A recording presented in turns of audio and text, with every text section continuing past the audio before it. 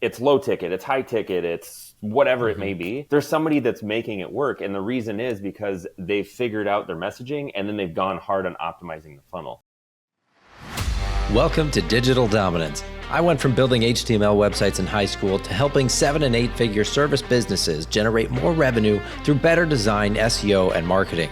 On this podcast, I bring you expert tactics and tools to help you turn your online presence into your biggest sales asset. If you want someone on your team to help you navigate the world of digital marketing, head over to FroBro.com. What if the reason your funnel isn't converting isn't the funnel? Today, we're talking about a silent killer in most marketing campaigns, unclear messaging that completely repels cold traffic. My guest, Jeff Wenberg, knows this problem well. After 15 years in the trenches helping companies like Lead Pages, Zipify apps, and Sales Message, he's seen what breaks when you try to scale a great offer and how to fix it without scrapping everything. Jeff now runs Offer Evolution, where he helps online businesses, coaches, and course creators rebuild demand for their offer, not by changing what they sell, but by clarifying how they talk about it. So if you're running ads or sending cold traffic to a page that just isn't converting, you're going to want to lean in for this episode. Welcome to the show, Jeff. Hey, thanks for having me. I'm stoked to be here. And that was a great intro. Thanks. Well, I have to say, Jeff, you've got great taste in names. You got one of the best there is. So congrats on that. Yeah, appreciate it. Likewise.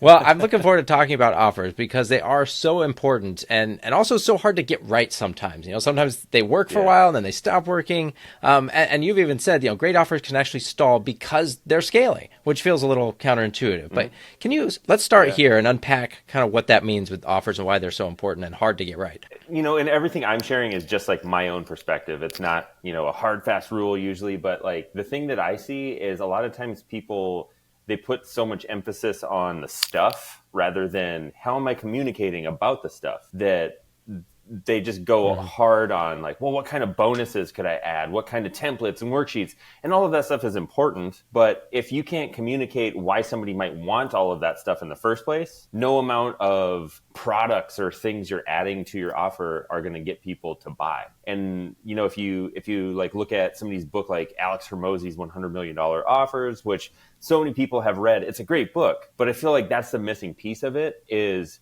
he just goes into his offer stack and all of that kind of stuff. And most people don't realize that, yes, you need an offer stack, but you also need like super clear foundational messaging. So, like who you're actually talking to and what problems they're really trying to solve. Most people just do surface level and then like, cool, let me add on this $100 million offer framework and I should be all set. And then they go to market with it and they can't figure out why it doesn't work. And it's usually just because like how they're communicating about all that stuff. People are like, well, I don't want more stuff. I want this transformation that I'm looking for. So what does the process look like to figure that out, where you're missing the mark? Like, do you just have to kind of know because you've done it so long, or is there actually a framework you can use to figure that out? Yeah. So, I take my clients through like a framework that I created, but like ultimately you're going to know if something's off, if your sales stall out. A lot of people come to me with a warm network or referrals and that kind of marketing that they've been doing. And it's been working, but as they've tried to go to like colder audiences, like with maybe ads or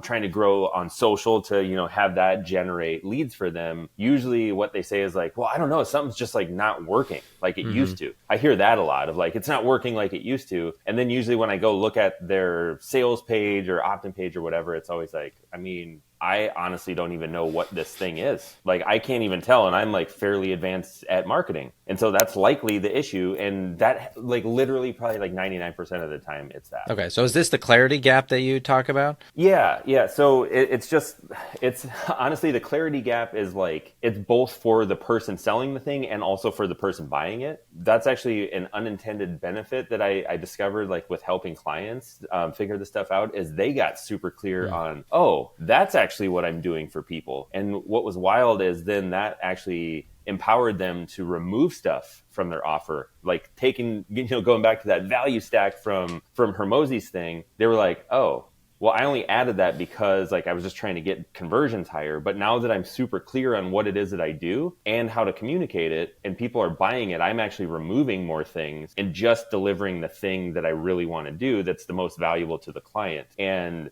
that is kind of the clarity gap, like fixing it. But the clarity gap is ultimately just like, it's unclear for people you're trying to sell to, especially when they're cold and they've never heard of you. Like, what is this thing that I'm actually looking at right here? And most people just miss the mark on that altogether. So we talked about the messaging, right? It's usually the missing piece or some level of clarity there. Are there other things that you see with the mechanics of an offer, the landing page design, the funnel structure and all that? Are those just like smaller optimization pieces, or are there things there too that have to be right before it's going to work? Yeah, I mean, obviously you have to, have it work, Sure. just from like a foundational level. But this is what I've seen, and you can look at anybody in any industry. Every type of funnel works. You have somebody that's always, it's low ticket, it's high ticket, it's whatever it may be. There's somebody that's making it work. And the reason is because they've figured out their messaging and then they've gone hard on optimizing the funnel. So then what people do is they look at that and they're like, well, they have this kind of funnel or they have that kind of funnel. I'm going to go do that too. But then they don't do the work that person did to really like get the foundational messaging elements right. And then that doesn't work. And then they're like, oh, well, it must be the funnel. Yeah. So yes, you do have to have a foundational, right? Like, hey, it needs to collect emails and it needs to send emails and like just all the basic stuff. But what I've seen is just like, if you dial in this stuff and you get people like salivating over what you're talking about before they even buy, you could have any kind of funnel and it's going to work. Yeah. Well, but also going back to the earlier point, like knowing who you're talking to, if you're using the same funnel for different types of traffic, right, you're going to have some hit or miss stuff there. Like, because if you're referring people warm from LinkedIn posts or something, that's different than running cold ads on Facebook, and those people show up. And even the targeting on the Facebook campaign could be wrong, right? If your ad person is optimizing for lowest cost per click, that might be getting you the wrong people compared to the ones that are actually going to be interested in what you have to offer. And I always say, like, the farther away from somebody knowing who you are and like having a relationship with you, whatever, like that could just be they follow you or whatever, the farther away from that you get, the more clear that your messaging and what you're saying has to be. Yeah, that makes sense. So can you tell us a little bit about enrollment stories? Because I know that's something you help businesses with. What makes a story work for cold traffic especially? Yeah, so enrollment stories are just what I call like the stories you tell or pitches or however you want to refer to them to move somebody from one step to the next. So you're enrolling them in the next step of your funnel. And this could be, from an ad to an opt-in or an ad to a webinar registration page or whatever. But like you're telling them some kind of enrollment story to get them to sign up for the thing or opt in or maybe even buy. And then from there, you're getting them to move to, like maybe a sales call or to buy your product or whatever that may be. So you're telling a different story at each step of your funnel. And it's literally just to move them to the next step. And I call them that enrollment stories because like ultimately you need people to take action and you need to give them the correct info at the right stage. And this is the, right messaging at the right time kind of thinking. But what I'm seeing is a lot of times, people are trying to sell the end goal from like the ad to opt into something. And it's like, no. Just keep it focused on the next thing they need to do. And that's your entire story is based around that. And then what you want to do is connect those enrollment stories to the situations that people are experiencing currently. And so like when we were talking about like knowing who you're talking to and all that kind of stuff, a lot of pushback I get from clients I work with is like, well, I already have done that and I know that. And it's like, you do, but you're obviously stalled out on sales and things aren't working. So you're not going deep enough. Like I said, 99% of the time, this is it. So when I say like, know who you're talking to, yes, it's like the demographic information of like males between whatever age and all that like stuff. But more importantly, like what problems are these people having? Like not just like, well, they're frustrated, but like the deeper stuff. They're frustrated because they can't get their funnel working and they really want to like be helping people like 24 hours a day, but they can't get people to see their value. And so their business is failing and they're going to have to get a new job. That's like a super specific problem that somebody's having. And if we talk about that and all the things there, then it pulls people into that. And then when you're crafting an enrollment story, you can use all of that information to make it hyper relevant. Can you walk us through just from ads all the way to, the landing page, these different stages of the funnel, and give us an actual example of what that enrollment story might be? So pick a use case and just give us the quick snippet. Yeah. So like what I like to do is people will say webinars are dead and all that kind of stuff, right? But like I like to just go add to webinar to sales call to program. And that's the simple process. But like for an enrollment story from an ad to a webinar, I would literally just call out what the person I'm trying to attract is. So like for me, it's like online coaches and online businesses. So it'd be like, hey, online business owner, are you literally throwing your head against or banging your head against a wall, trying to figure out why your funnel isn't converting? You've redone your offer at least like 3 times. You've redone your funnel a couple times. You've done everything that you can think of and all the pros say you should do, and still sales aren't coming in. What if I told you that it was actually something way easier, and when you fix this, it fixes all of the funnel stuff that you thought was the issue, you know? And then like from there, I'd go into what the webinar would be about and like what we would be talking about. And so, hey, go over there and, you know, click on the link to sign up. Gotcha. And then in the webinar, then you can walk through stuff and pitch the actual program, but you got to do it in phases, right? Because otherwise, if you're running ads and just saying, hey, buy my $10,000, you know, package, that's going to be a lot harder than just getting someone to sign up for a free webinar. Got it. Yeah. Everyone would be like, no, I'm not doing that. Yeah, that makes sense. But I do agree. I think a lot of people jump to that end goal because the focus is, this is what I'm selling. I want people to buy it. Therefore, I should just try to make a good ad for that thing, right? Yeah. Yeah. So there's more steps in between. You gotta make it happen. Yeah. And it's always just whatever is the next step. That's what you need to sell, not the end goal. Like, you'll get to the end goal, but... Is there any rule of thumb for how many steps there should be, though? Because obviously for a higher ticket thing, maybe there's a couple more. If you're selling widgets, you could probably go straight for the sale. Yeah, I've seen literally all kinds of funnels, and I've seen all kinds of funnels work amazingly, and some are super simple, like add straight to the product page. Some are add to some content and then do a product page. And then there's the multi-step funnel that it's just like, oh my God, like, how do you guys manage this? What I personally like to do is keep things as simple as possible. And once that starts working and you are like, okay, cool, like I can increase capacity and scale this thing, then insert complexity. Once it's like, yes, this thing is completely rock solid and I know a dollar in equals this many dollars out. But I usually don't recommend my clients do crazy complex funnels until they get to that point. And then I'm even hesitant to do it at that point, because most times people just make things, and I'm so guilty of this too, but like we make things so much more complicated than it actually needs to like be effective. Yeah. And this goes back to what I hinted at in the intro. Like if something's not working in your offer, you got to figure out what questions to ask before rebuilding it from scratch and throwing it out. Like, this is terrible. I need to come up with something completely new. Like, how do you know if it is just a messaging problem versus, okay, the fundamental offer structure is bad, or people just don't want this thing that I have? So what I usually do, like when trying to assess, like, where is the issue? Like at this point, like a lot of times if just by looking at, you know, the pages clients will send me, like on a first look, it's like, oh, well, I mean, I don't even get what I'm looking at here. That all being said,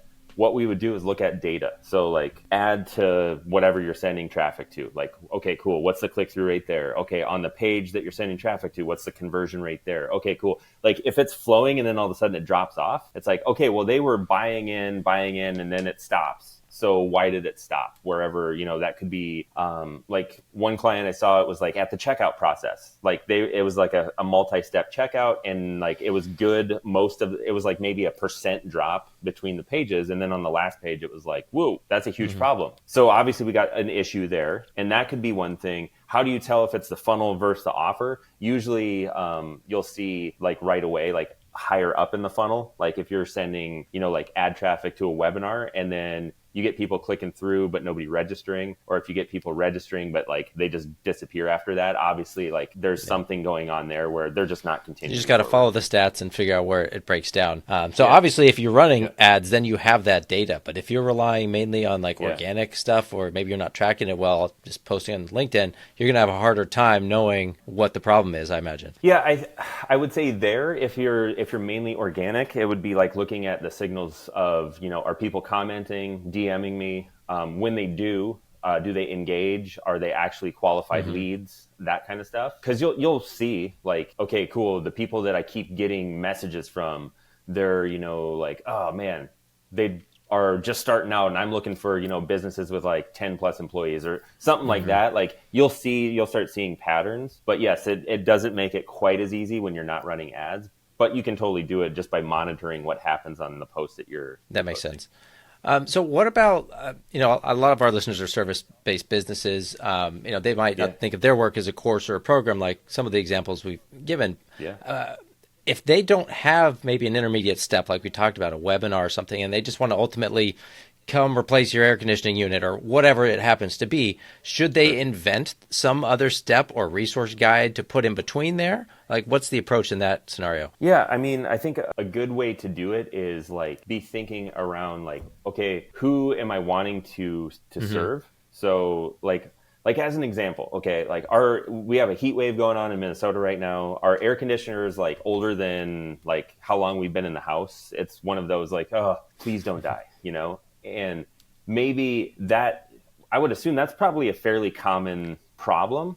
And you could use that to structure your messaging and your offer around, hey, do you have, you know, an AC unit that's 10 or more years old that has all rusted out and you're like hoping it hobbles through the summer, you know, like that kind of stuff.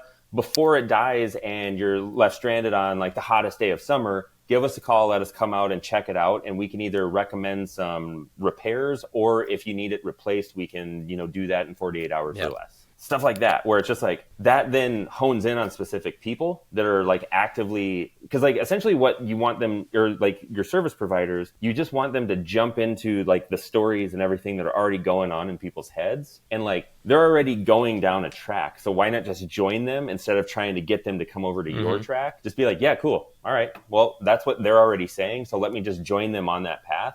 And then talk to them, and as I'm talking to them, I'll bring them over to the side and pull them over. Yeah, and I wonder, and with AC especially, you know, that's a very clear problem. You know, people, when it's about to break or they don't want it to break, they're very motivated to fix it because they know the pain of not having AC when it's hot. I'm trying to think of another example where maybe it's not as much of a need, or at least not as apparent. So like if someone's selling water filtration for your house, like you might, like, I've never thought about it. My water's been fine. Like, it's not something I'm actively looking for, but now suddenly some guy wants to sell me filtration. It might be better than what I have, but now there needs to be this extra step of either education or planting seeds of doubt or something. So what about in that scenario? Yeah. So, I mean, and this is just me. I don't know about you. I'd be curious to hear like how you do it, but I would just focus on people I already know are looking versus just like they're not even looking or considering. That's usually where I focus, just because it's like so much harder to, like, you can do a long-term strategy of like, let me educate and bring some people who are, you know, unaware into the, you know, problem aware stage and all of that kind of stuff. I just like to find people that are already looking and then focus on those. And then if I can't make my business work with that, then go out higher. Makes sense. But yeah, for like water filtration, I would just be looking for people where it's like they've maybe already got like, you know, the under the sink unit or whatever. And they're like maybe already aware that that doesn't really filter out anything other than just like the taste. So then maybe talk about those of like, hey, do you have an under the sink unit and you're kind of worried, like, are you even protected with this thing? And then create some content around that, and then just, you know, be so you're kind of finding an anchor that you can kind of springboard off of, and it's a reference point that they're going to connect with. Yeah.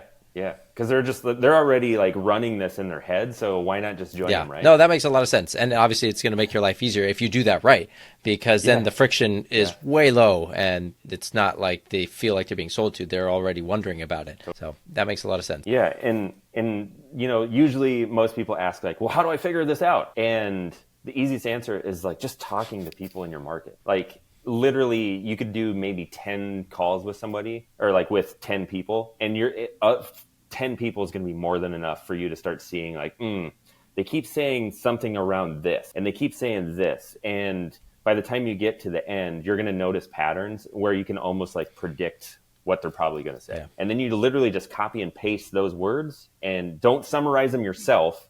Use what they said, because us marketers, we usually will take it and then be like, I'm going to make it sound better, when it's like, no, we just want to literally say what they said. Because if they're saying it, probably chances are 100 other people are saying the same thing. Oh, that makes sense. So before we wrap up, do you have an example of a client you helped where they kept the same offer, but just changed how it was positioned, how they talked about it? And give us, like, if you remember any of the actual messaging, you know, distinctions, that would be cool to hear you talk through. Yeah. So I don't remember the exact messaging and all this stuff, but yes. So had a client where he was essentially, he hit me up and he's like, yeah, oh man, just like struggling to figure things out. And I'm thinking about like just quitting and getting a job. And he had been rocking solid for a couple years, like, you know, 20K months, like doing pretty well. It was like, what? Like, to me, you're like the epitome of success. Like, what do you mean? And he's like, yeah, man, just like people aren't buying anymore. And I think I've like made my way through my audience. And so he told me everything. And I was like, well, okay, so it sounds like to me, you're focusing on the actual person doing the work and like training them. We repositioned it to CEOs of companies that needed the result. And then we just spoke to the result, not on like, hey, do you want to come learn how to do this thing? It was like, no. Hey, CEOs, if your sales team is closing less sales and your marketing team is generating less leads, I have, like that kind of stuff, and calling out the CEOs.